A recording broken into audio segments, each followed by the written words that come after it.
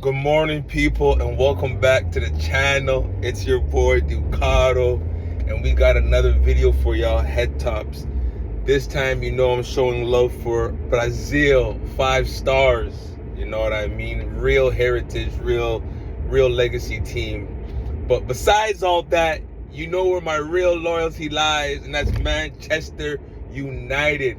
For those that haven't already, hit that subscribe button, turn on your notifications, and drop a comment in the comment section after the video. People, we have a lot to discuss. So I'm gonna try to get through this as quickly as I can. As y'all know, when you see me in the car, I'm on my way to worky. So that's what we gotta get done. But there is a lot of developing news, you would say.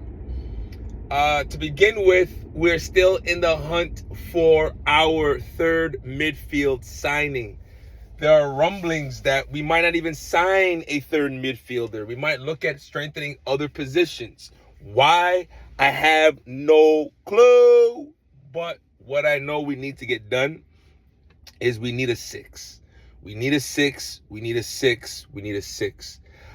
Even though Tchouaméni re-signed for whatever number he signed for, there's rumblings that he could be available on the market. We're seeing signs that even though we rate Mane Kone, there's not a consensus amongst the board that he's the right decision. If you even fast forward this now, we're hearing remarks that Baleba is kicking up a fuss, that he wants to come to Manchester United. Now, for those that know me, they know my love for a Carlos Baleba. When you tick off the fact that he's prem proven, he's young, he can run, eats up grass, can progress the ball, wants to play for Manchester United, 22, 23 years old. That's the player profile we need at the club. Now, I'm not trying to insinuate that we're not doing our homework and doing our fact checks and making sure that we can get players within our budget. I would be remiss to remind our board that they promised us a marquee signing. Now, marquee signings aren't cheap. You know what I mean? You got to spend to make a little. So, I'm not saying to break the bank for Carlos Baleba, talking about Brighton wants Caicedo money. No, we're not doing that. Especially because he had a down year.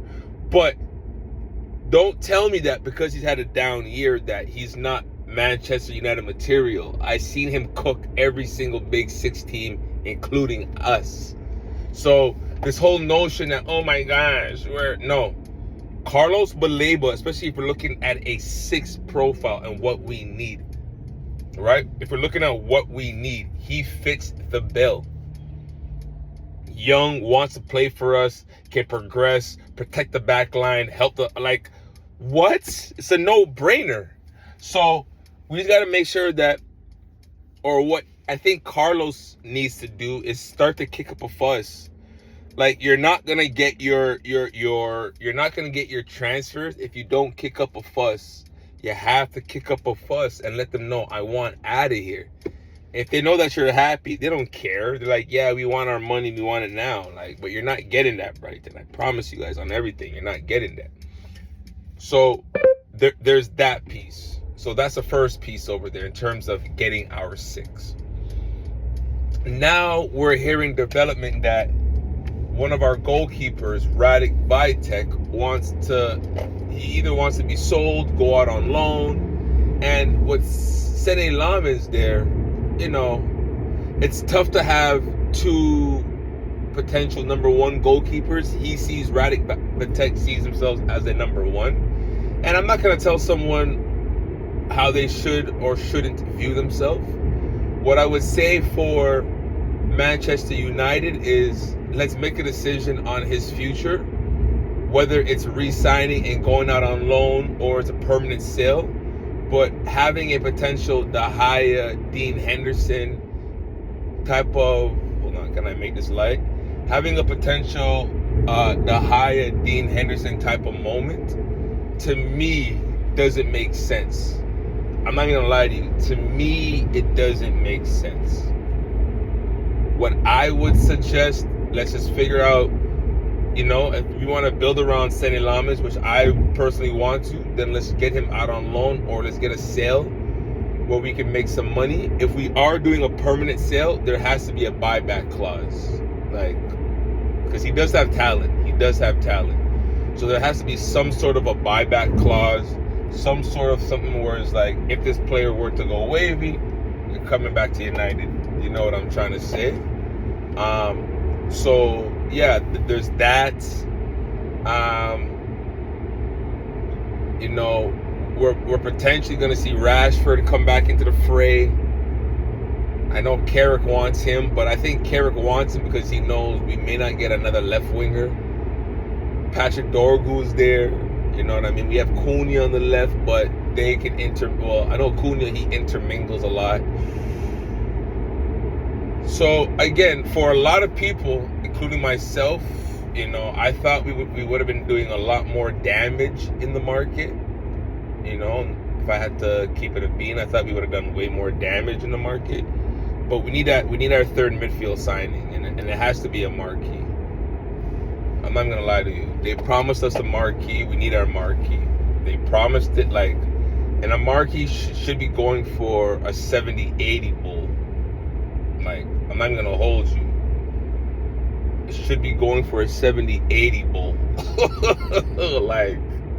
You know what I'm trying to say? It should be going for that. So that is ultimately what I'm looking at. That's ultimately what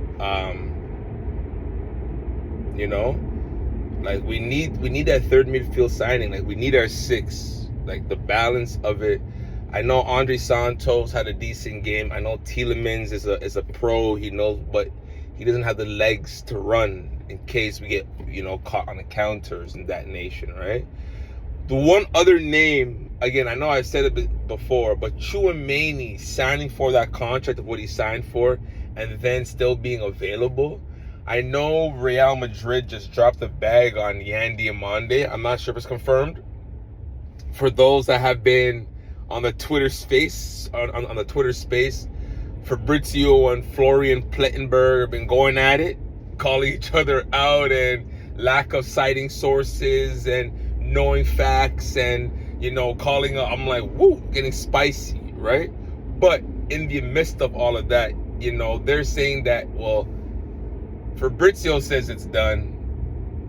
Ornstein and Plettenberg are saying otherwise. You know what I mean? This is a spicy summer, man. Fabrizio's been responding to a lot of hate. So it's been a spicy transfer window, and I'm all here for it. So let's just continue that. But yeah, like I said, man, we have to figure this out. There's a lot of crazy events that are happening.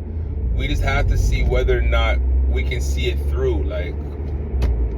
I think that is the biggest piece. We have to see it through. We need to get this midfield signing preferably done before the first game of the season. I would love some vetting, some consistency, some partnership patterns of play before we actually begin. But I do know we need our six. So yeah, man. Some little updates, some little tidbits, just some new wherewithals going on right now.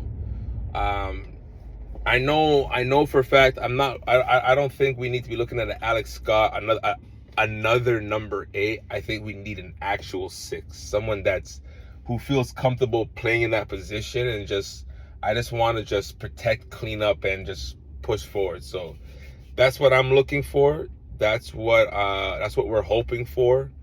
And yeah, it's just one of those ones, right? I know a lot of us transfer windows, it has us refreshing the page consistently. I know that's what I'm doing, is just refreshing all the major journalists and side journalists. I was even hearing remarks that, and again, everything's unofficial as of right now, but they're saying that there's been reports that Arsenal and Arsenal and Newcastle have come to some sort of verbal agreement in the region of 80 million pounds, whether that's 80 upfront or a package including add-ons to get to 80. But they're saying that they have, you know what I'm trying to say, they have found some sort of agreements. So to see that now, it's just like, oh damn. And then you're hearing them linked to potentially with Vinicius. It's like, woo. Arsenal trying to take being a champion to the next level. So we'll see how that looks, how that plays. But yeah, all in all, we gotta get some more signings done, and we gotta get them done now. What do you want? Signings. When do you want them? Nah. But it's me, it's your boy. This is Ducado. Like I said, make sure you turn on your notifications. You drop a like after the video. You subscribe to the video, to the channel, I should say. Let's grow it. Let's get it popping. I love y'all. We made it to work. As always, it's your boy Ducado.